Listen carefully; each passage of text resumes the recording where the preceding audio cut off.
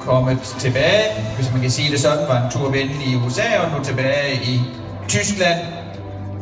Og en hingst, som jo er efter Vivaldi, og en hingst, som spås en stor karriere sportsligt, men også avlsmæssigt.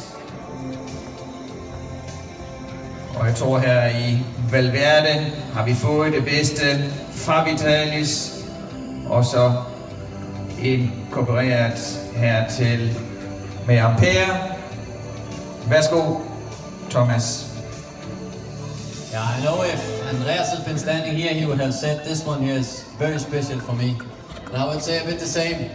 I remember when we got a small video from racing, where we saw it just, I think it was one of the first days they had it in the lungs. And I must say it was really special.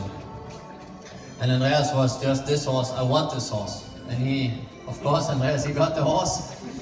And it's really interesting to get them home and see if, you know, the picture we see on the video, if that fits how they are in their minds and how they are when they come home.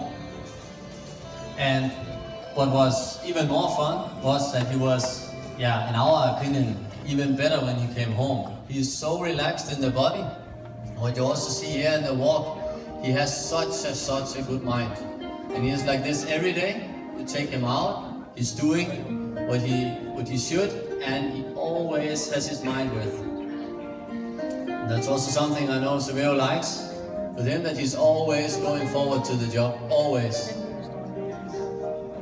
So this horse here is really a horse like, yeah, we expect a lot on this one here. This horse here is, yeah, has the whole package. Super walk, very good trot, uphill trot with nice freedom again, super hind legs, and then a fantastic canter. And on top of all this, a very good mind.